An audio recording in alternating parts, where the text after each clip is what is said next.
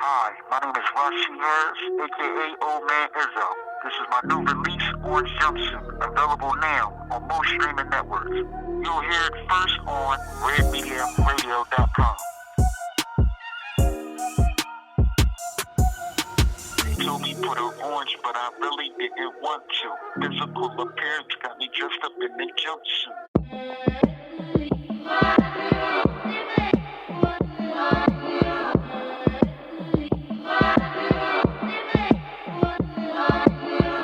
Welcome to Simone Love's Hour. Here we focus on criminal justice reform and a host of other topics. I'm your host, Simone Love, and I'll be here each and every Wednesday at 7 p.m. here on redmediaradio.com. Thank you for listening, and please enjoy the show. We are losing too many African American men to prison. And our special guest today, Mr. Rodney A. Nobles, is going to help us understand one of the solutions to this issue: mentorship. According to the Black Caucus Congressional Foundation, Black males 18 and older make up just 5.5% of all college students. Of the young Black males who do make it to college, only 1 in 6 will receive a degree. Statistics show that out of 2.3 million people being incarcerated, 1 million are African American males. And if this cycle continues, 1 in 3 Black males will spend some time in prison. I don't know about you, but those statistics are pretty scary. And we can't stand by and allow this to escalate to such numbers in our communities. That saying that it takes a village to raise a child is more important now than in any other time in our history. If we don't get a handle on it now, I'm not sure what our future is going to hold. And we can't keep blaming everyone else. We as a people have to take accountability for our responses and actions. I understand that societal measures make it tough at times, but we have to keep pushing forward. And we can't wait around for this issue to be a problem in our own homes or within our own families in order to take action. After this short break, we will hear from Mr. Rodney A. Nobles. Make sure you keep it locked right here on redmediaradio.com. I've been fighting for my life. 527 can't do it. Fighting for my life. Hi, this is Simone Harris, star of Project L plus 527, A Mother's Journey, a docudrama surrounding my son's life plus 527 years sentence. Please join me in my fight to gain justice for my son, who has been convicted of a non-life-threatening crime. For more information, visit life+527years.com. We are excited to release 2 singles from our soundtrack, Baby Boy and Forgiveness, a collab with my son from behind prison walls. Available now on all streaming networks. Baby boy, baby boy. This is a prepaid call from Rashi Harris. Just to give a gift to my mother. Baby boy. Today is the day I get forgiveness from others. Welcome to Simone Love's Hour. We have our special guest, Rodney A. Nobles, martial art grandmaster and author. Welcome to the show, sir. Well, thank you very much. How are you today? I'm doing pretty well, thank you. So, first of all, I want to thank you so much for all of your continued support with what we do with the foundation. One of our missions is to abolish the 3-strike law. And also, a lot of our work is geared towards keeping young men and women out of the prison system. And what we find is a lot of the patterns in the younger people is single parent homes. So, what Yes. is your experience in when you were growing up? Did you have a two parents in the home, or was it a single parent home? Tell us about your childhood. Well, I grew up in a single parent home also. It was just my mother. It was, she had 10 children, and it was, kind of tough, so growing up without a father was very difficult for me. And I realized that I started getting into things that I would not have gotten into otherwise if I would have had a father to show me the correct way to go. But mainly my biggest thing was, I was a fighter. I was a street fighter. I was always getting into fights. So from time to time, I would get thrown into jail, not, prison or anything like that, but I, spent some time in the overnight jail and stuff for fighting. But Okay. I realized that's a big problem in the black community. Right, it definitely is. And I know you said that you got into a lot of fights, but another problem that our younger uh, population is facing is being affiliated with gangs or feeling peer pressure to be a part of a gang. Do you have any experience with gang related issues? Yeah, absolutely. The thing back when I was coming up, you were either inducted into a gang, initiated into a gang by fighting to get into the gang, or you fought to stay out of the gang. I was the latter. I fought to stay out of the gang because I didn't want to be in the gang. But a lot of the guys, they got into the gang because it was more like a family to them. The problem is that family structure that they had got into trouble and ended up a lot of these kids in detention centers and going to prison. So that whole system of the gangs, the peer pressure is very difficult. My interest was when I got older was to try to keep the kids out of the gangs and keep them off the street and try to give them things to do that keep them from getting into that type of situation. Right. Now they say 1 in 81 of our black men will probably at some point end up incarcerated or in jail.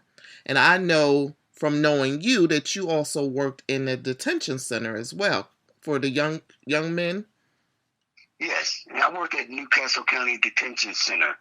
But before I started doing that, I decided to open up a dojo, a karate school, and I would get the kids in the neighborhood to go to the school.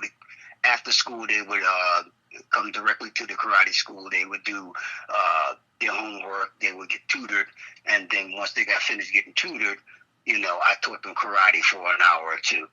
So that kind of like got a lot of the kids off the street.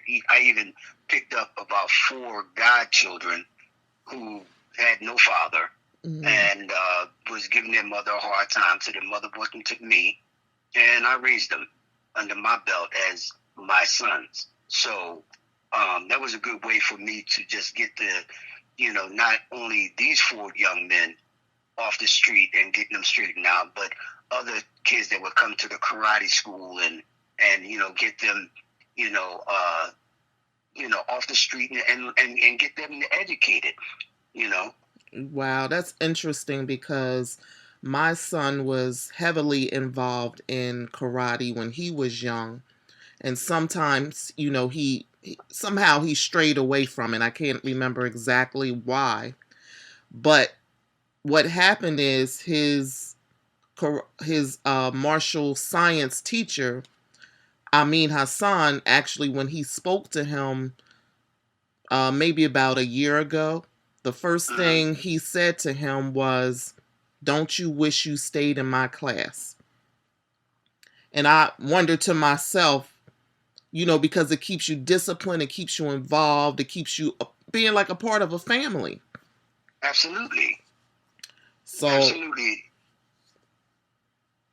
Go ahead. I'm sorry. So one thing that we had a motto in my karate school. each one teach one. That's one model. And the other one was, am I my brother's keeper? Mm-hmm. So they were designed, the class was designed to watch out for one another. Right. You know, regardless of where they were in school, where they were on the street playing basketball or whatever they were doing, they all watched out for each other. So if one seemed like they was going to stray away from doing the right thing, the other one would redirect them, and then they would come and have a conference with me, and I would talk to them. And that's how I kept most of those kids. And, you know, I haven't had a kid yet that I taught that went in the opposite direction. They stay out of the prison. But getting back to Newcastle County Detention Center, while I was there, I fathered a lot of those kids that were already in gangs and got them out of it. Told them how to change their life. In fact, there's a young man that lived down the street from me who was in Newcastle County Detention Center. He walked up to me, and I saw him at breakdown. He called me. He said, "Mr. Nobles." I said, "Hey, how you doing?" He said, "I want to thank you for what you said and what you did for me when I was at the Newcastle County Detention Center, what they call it the bridge." He said, "You looked at me. You didn't judge me. You said to me that, you know, son, you're trying to be somebody that you're not. You're smarter. You're better. You want to get out of the gang, get out of the neighborhood." He said, and I took your advice and I did that. Wow, that's just a wonderful experience. Like you said, reach one, teach one, and just Right. knowing Each that one teach one. that you got one and made a positive change for them is fulfilling in itself. Mm-hmm. So what you said, you worked at the detention center for the youth. So what Right. was one of the most memorable encounters that you had with one of the children? Well, I mean, there were several children. I mean, I can count at least about 9 or 10 of them that I really, you know, touched, because the thing about the children, even though it's a detention center, they're still children. And you have to look at them like they're children. You say, "Oh, this guy did that. He robbed somebody. He stole a car. You know, he shot somebody." Yeah, but why? So instead of judging them of what they did, look into the child and find out why he did that. And 9 times out of 10, I say 99.9% of the time, they were angry because they had no father figure to tell them what to do or show them what to do. You know, I was doing some research, and let's just say we took 1 million black men, and each black man mentor or father one child. You don't have to be your son. I mean, I fathered many kids, but father one child. That's 1 million children or boys that will not be incarcerated because now they know which way to go. They little kids, literally look up to men who are men, who carry themselves like men. They want to they want to be like that person. Right. You know, so these kids who saw me and I talked to them like they're my own son. And I said to one, I said, "Son, if you were my son, you wouldn't even be in here." He said, "How you figure that?" I said, "Because I would show you the right way. The only thing you're missing is love. That's the only thing you're missing. Right. Male love. See, a woman can raise a boy, but she can't teach him to be a man. A man has to do that. And the man has to show these young men that they love them. This kid says that I live down the street from me. He said, "Mr. Nobles, I love you. I love what you did for me." And I said, "I love you too, son." That's all they need. Wow. That's all they need. They want somebody to talk to and to say, this is good, this is not good. Do this, don't do that. That's what they need. Yeah, definitely. And unfortunately, what we see is a lot of boys growing out without men father figures.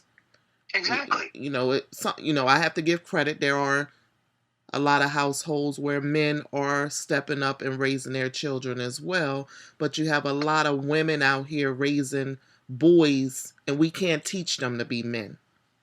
Exactly. So that's what I'm talking about. Like I have 4 sons. But I raised 4 others that weren't mine. I didn't make them.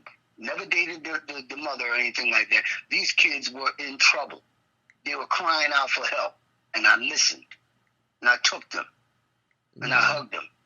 And I told them what they were doing wrong. One of my godsons yesterday just sent me a picture of his newborn baby. He's been married. I went to his wedding. He introduced me as his father. Wow. I walked the young lady down the aisle. Oh, that's lovely. The whole nine, and that's what has to happen. You have to take. Even though you have children, just take interest in one little boy, and you start them out young. These kids at the detention center was from 9 years old to 17 and a half. You got to catch them then. Definitely got to get them while they're young and nurture them. Right. It's not, you don't have to be, you got to be tough. How many punches can you throw? They need that love also, the hugs, the kisses. They're never too old for that. Right. So, okay. So how long was your karate school open, and where was it located? I had 2 of them. I had one of them in the Lower Marion area of Philadelphia. And then I had the other one around Ogons Avenue. Sometime I would teach small pockets of karate classes in different neighborhoods in North Philadelphia.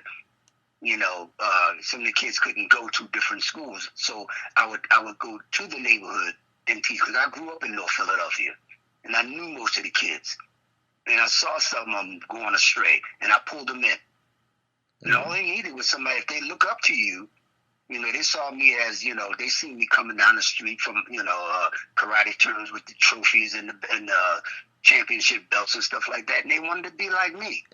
Yes. So what I did was I took that influence that I had over those kids and said, okay, you can be just as good as I am. And I trained some champions. Some of these kids that was having the same issues that I had on the street, I took that street fighting attitude and taught them martial arts, put them out there, let them win. Wow, nice. So what is like the highest belt that you have, and what is the highest belt? Well, the highest belt is the 10th degree Grandmaster. I am a 9th degree Grandmaster. Oh, wow. So you're the 9th degree Grandmaster. So to be the highest level is the 10th degree. Right. Okay. Okay, so what we're going to do is take a little break, and we are going to come back and talk about your books. Not just one book, but 2, 3, 4, 5, 6. Is that correct? 6 books, yes. Wow. Okay, we're going to take a little break, and we'll be right back to talk about your books and how you and I became acquainted. Okay, that sounds great. All right, we'll be right back. All right. This is a prepaid call from Rashid Harris. an inmate at the county correctional facility. All phone calls are subject to recording and monitoring. To decline this call, press 9 now, and to accept this call, press 1 now. Thank you. Your call has been accepted.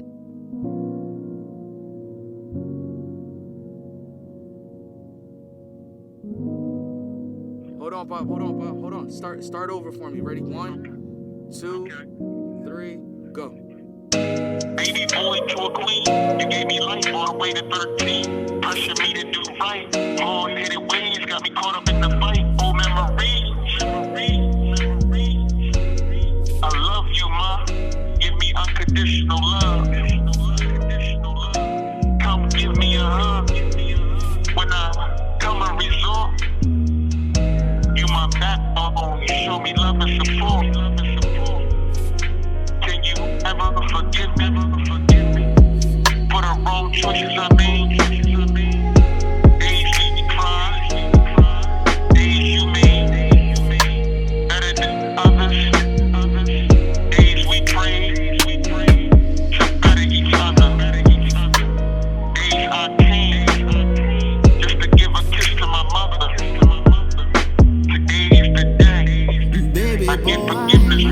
baby boy.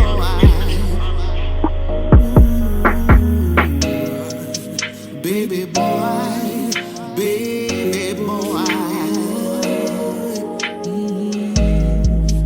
baby boy, baby boy,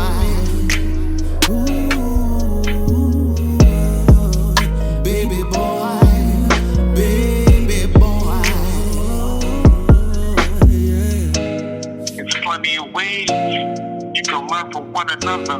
Even without a father, you still taught me how to love. Expect to be loyal to my woman. When my heart got broke, you was there when no woman wouldn't. Give me a shoulder to lean on, pat at my back. Then you spoke on how everything gon' be alright. Turn my feather to a smile, how it shines so bright. Even in my darkest days, how the sun shines so bright. Even so, your sun grew to shine so bright.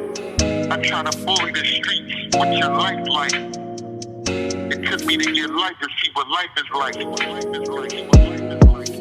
Baby boy, baby boy, ooh,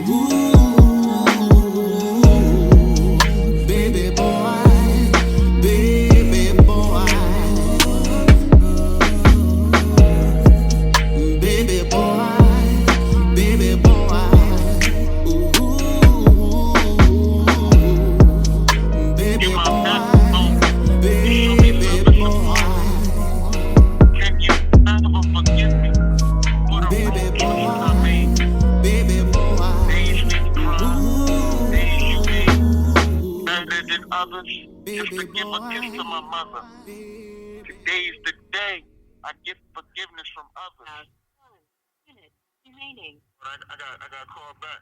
Welcome back to Simone Love's Hour. This is Simone Love here with my very special guest, Mr. Rodney A Nobles, martial art grandmaster and author of 6 books. Thank you for coming back with us, Mr. Nobles. Oh, you're quite welcome. And thank you for having me, by the way. Oh, it's my pleasure. So I just want to kind of let the listeners know how me and you first became acquainted. I was in Media Bookstore and I saw a table of books with series with what I consider a black superhero. So when she told me that the owner of the store, told me that you were just in the store, I was like, oh my goodness, he's local, or, thinking to that effect. And she's like, yeah, he's a very nice, gentleman. And she told me that she had said to you that she just needed, like, all that you needed now was your own theme song. And because I am, a singer and songwriter, the first thing I said is, I'm going to make him one. And that's exactly what I did. And I'm going to let the listeners hear that. Give me one quick second.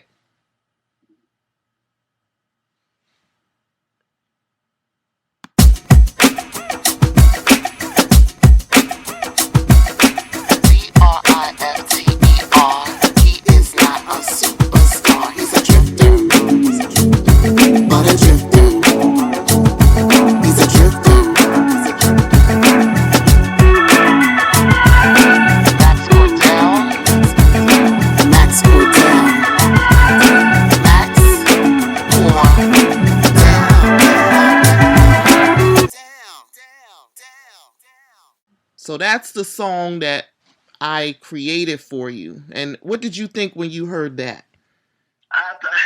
That's pretty cool. It's really, really cool. It kind of fits the character very well. Yeah, so I was excited, and I thank you for that.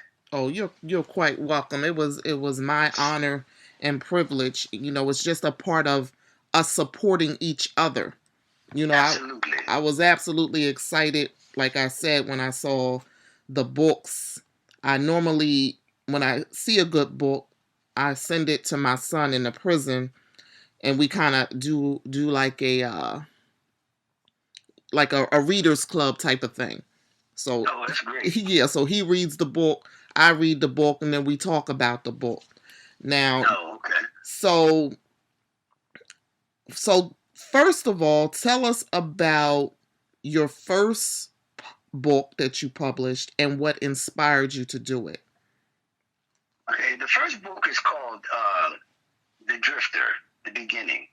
And it's loosely based on, my life growing up in the neighborhood and, the kind of trouble that goes on. But this character worked hard to become something, other than what people expected out of a person who grew up in the ghetto. Okay. Or the hood, you might say. So he became a lawyer and a karate teacher. He opened up a couple karate schools, one in the suburbs that brought in money, and another one in the urban neighborhood. That really, he just did it to, give back to the neighborhood. And, things went bad where somebody accused him of getting a girl pregnant. She was actually a white girl, got pregnant. He lost everything. Wow. And finally she, after about 18 months of him being in prison and being people trying to hurt him and all that stuff in prison, she decided to tell the truth and exonerated him. But by that time, he was so fed up with the system because he was a lawyer. They stripped him of his law degree and all that, whatever. So he decided to just get an RV and just drive the country. Everywhere he goes, something happened, and he ended up using his skills to get people out of trouble. Then he moves on. So they call him the Drifter. Wow. And the Drifter came from actually my love of superheroes. When I was growing up, it wasn't nothing but Superman and Batman. They were all white. Right. So right. I would take these heroes and color them black. Wow. So when I got older and decided, I was always into writing something. I like telling stories. Okay. When I started working on the Drifter, I wanted to give the kids in my community, somebody to look up to who looks like them and understands how they live in their neighborhood and how they can climb out of their neighborhood by doing something good for themselves. And they can all become heroes. Definitely. So we had book 1, and what about book 2? Book 1 is, okay, that's the beginning. Book 2 is, I'm trying to look at them now because I have so many doggone books. Book 2 is called The Dark Angel. Okay. And each time he goes through a situation, he changes and gets stronger, and he gets his power from this guardian angel, 2,000-year-old guardian angel that was sent to watch over him. Wow. So each book he gets stronger and stronger. He gets more skills and more power. The third book is called Kill the Drifter. This is where somebody tried to set him up. They wanted to kill this little girl. They had him transport the little girl somewhere or escort the little girl somewhere, but they wanted to kill the little girl by killing him, make it look like they was trying to kill him, and the little girl got caught in the crossfire. But it didn't work. Wow. And then the fourth book is called Edge of Darkness. Edge of Darkness. Okay. Edge of Darkness. So he battles, some demons and stuff like that. So each time it goes to different things, but then it comes back. Book 5 comes back more on a, level where he's back, in the neighborhoods and stuff like that. Okay. And then we have children's books too, right? Oh, yes. I wanted to write some books that kids can read that's not as graphic and as the other one. The first one is called Eli the Little Drifter. In book 2, the Drifter saves this little boy and his mother. And then the little boy gets fascinated with how with the Drifter's skills, and he decides he wants to try to be like that on a child's level. So it's a cute book. Okay. And all the kids love it. And so my son, he was 10 at the time. He played Little Drifter. He played Little Drifter in the book, and his kids at the school really enjoyed it. Wow. And one little kid, he gave a book to the teacher, and one little kid, and the teacher read it and gave it to the library. One little kid kept taking it out because he wanted to keep reading it. Over and over again. I said, wait a minute, everybody else got to read the book too. So I decided, okay, well, I'm going to donate some more books. So I gave him like 5 books. So all the kids can read them. That's great. So that's the one children's book. You have another one too, right? The other one's for, like middle school kids. It's Okay. called Onyx, the Gifted One. Onyx. And that was with my 12-year-old. Okay. And he's a magical little guy. His father was a magician, but he had mystical powers for real. And when he turns 12, he started inheriting these powers. And so it's kind of like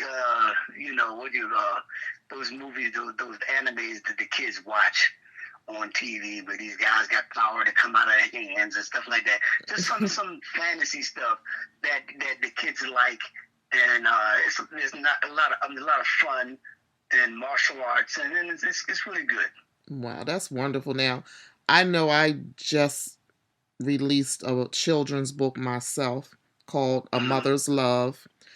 And Yes. I know the discipline and time that it took just to do one book. So I applaud you for everything that you're doing, and also giving hope to children who don't see Black superheroes as much, and letting them know that irregardless of who you are, don't stop putting for effort to do whatever it is that you want to do. Exactly. Now, Because if you see a hero that look like you, then you can feel like, okay, I can do that too. exactly. Nothing should stop you. Right. Now, I also remember reading, did you have a learning disability? Oh yeah, I grew up with dyslexia. Oh, And I still suffer from dyslexia. But if you think about it, if I wrote 6 books and going on 7 and 8, that means dyslexia is not something that held me back. It actually pushed me. Because back in the day when we was growing up, they didn't diagnose stuff like, especially in the Black neighborhood, dyslexia. I just found out I had dyslexia when I was like 40-something. Back in the day, you were either in a smart class or you were in a dumb class. exactly. I refused to be in the dumb class, so I did a lot of, when people were, I couldn't read out loud, so what I would do is, if the teacher says, tomorrow we're going over chapter 3, I would read and memorize every word in chapter 3. Wow. So that when he say read paragraph such and such, all I need to do was see the first couple words, then I can recite everything that was on that paragraph. Amazing. That's absolutely amazing. Yeah, so that's how I cheated to stay in, to be into the the smart class. Unbelievable. And I know a lot of our younger children, the problem is when we're in the school system, and when they have learning issues, they're afraid to verbalize it.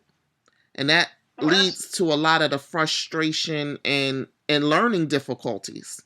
Absolutely. So when you label somebody dumb, stupid, what do you think they're going to do?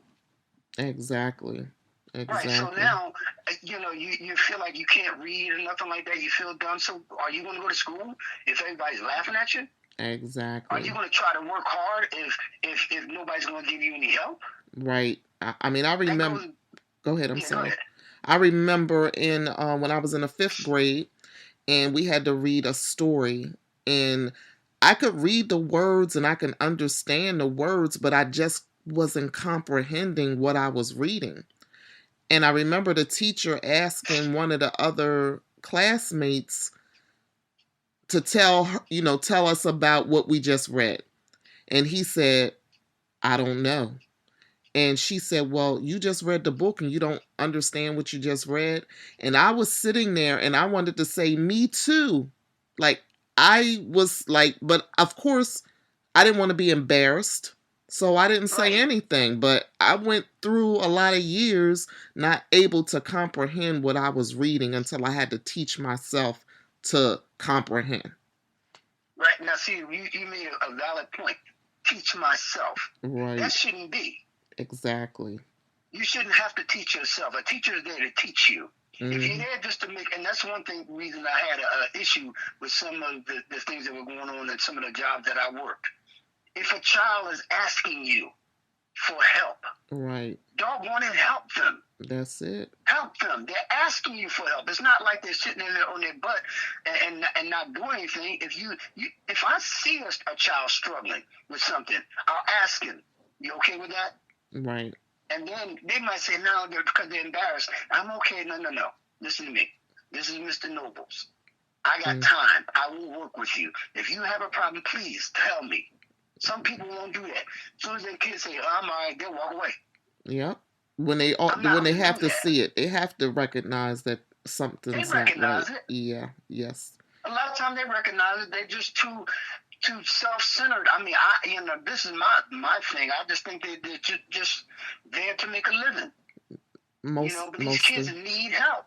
They do. They do. They need continuous help and assistance, and Right. and they're so excited when they learn and they see that they're progressing. It's such a fulfillment. Yeah, but the excitement also comes from somebody taking interest. Definitely, yes. Somebody showing somebody cares. Right, exactly. Yeah, definitely. Now, I had a teacher once, before you go into that, I had a teacher once, uh-huh. and when we came to school, the first day of school, I remember this like it was yesterday. He said to us, we were making a bunch of noise. He slammed a book down on the desk, and he said, stop, right now. All this is going to stop. And he said, let me tell you something right now. You're half raised. You're half raised, and I'm here to finish raising you. At home, your parents raise you. When you come here, I'm going to finish raising you. Wow. And I never forgot that. That inspired me to help other kids when I grew up. That inspired me. Just those words right there. Unbelievable. That is powerful. Yeah. And from that showed me that he cared about the children. Right. So I wanted to care about children. So I'm sorry, I didn't mean to cut you off, but that just popped in my head. Oh no, not at all. I was just going to say your book, the children's book called Eli, because one of my favorite movies is The Book of Eli with Denzel Washington. Yes. Yes, and that I could watch that over and over again. But you and me both. but did I remember reading something that said that you were actually in a movie with Denzel? Yes, I did. There was a movie called Fallen that I did. Oh yeah, I remember that. I was extra in Philadelphia. Uh-huh. There was another movie we were working on, and what movie was that? It might have been Fallen, where he's such a nice guy. Denzel is such a nice, inspirational guy that he's not one of those actors or superstars that will go get catered to in his little room or something like that for lunch or dinner. Uh-huh. He comes and sit with everybody. Nice. In fact, the funny story was, I was about to get a salad. And I reached to get something, and we bumped heads. And I looked up, it was Denzel. Wow. And I was like, oh, I'm sorry. He said, no, I'm sorry. He said, no, you had it. And I said, no, you had it. I'm like, you're a superstar. I'm just a principal actor. He said, no. He said, no, you have it. I insist you have it. I'll get this one over here. So we got the salad. I finished getting what I was getting, and I went and sat down. He came over and sat with us. Nice. He didn't sit over there with the superstars. He sat with us and started talking and giving us advice. He was great. Nice. Well, in my eyes, you are a superstar as well. So, Thank you. so what do you have planned for your future? Like, I know before we had discussed that you were about to make a trailer. Yeah, actually, the trailer is made. The guy just sent me a rough draft yesterday with the music that you wrote and did. Oh yeah. And it turned out pretty good. And I'll send you the link to it. It's the rough draft. So, I mean, I'll send it to you so you can take a look at it. Oh, okay. So tell us about what the trailer is for and what you have planned for the future. Well, the trailer's for, I'm going to be using that pretty much when I go do book signings. It'll run in a loop, just to give a little bit of, some visualization of what the Drifter is all about, or who the Drifter is all about. Okay. And it'll be used for different things. Okay. Great. But we plan on shooting like a series of Drifter clips, and eventually we want to do it for streaming. Oh, great. Maybe a YouTube channel or something like that. Oh, that's absolutely awesome. Very, very awesome. Yeah. Okay, well, I so appreciate you having this wonderful conversation with me today. We, one of the important things is always, our youth that are out here listening, that they can see how we can also do things that are positive, and don't ever let anybody tell you that you can't do whatever it is that you dream to do. Exactly. And the books again are there to inspire.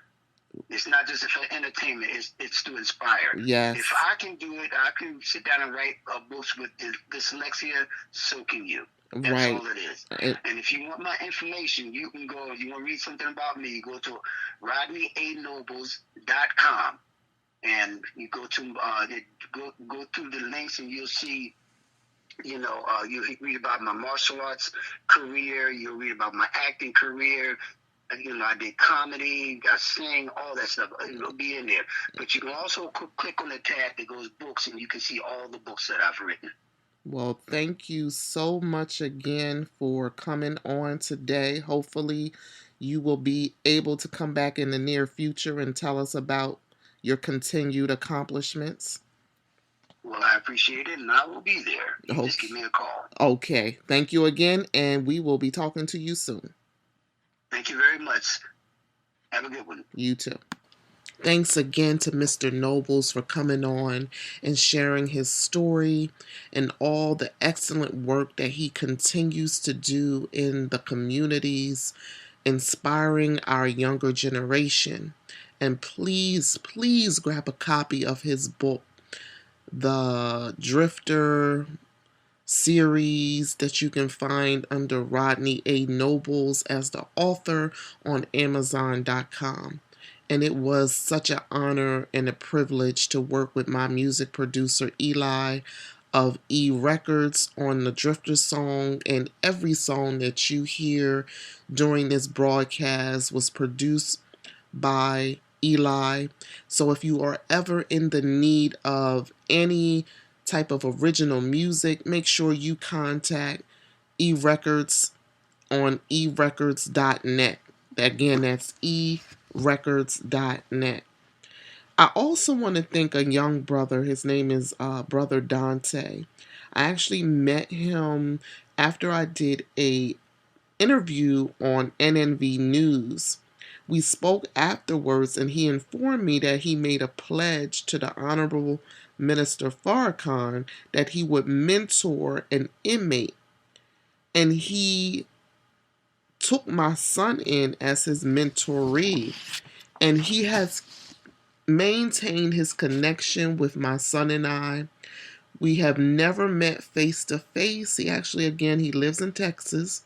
But he has kept his word to be a mentor to my son. And we so appreciate you, Brother Dante, and everything that you and your wonderful wife do for us every day. You just don't realize how much it means to us. And I just want to end on that note And I want to thank you all for tuning in today for another episode of Simone Love's Hour. I am your host, Simone Love, and we will see you back here next Wednesday at 7 p.m. Eastern Standard Time for another groundbreaking episode on redmediaradio.com. Enjoy your evening and have a wonderful, wonderful week.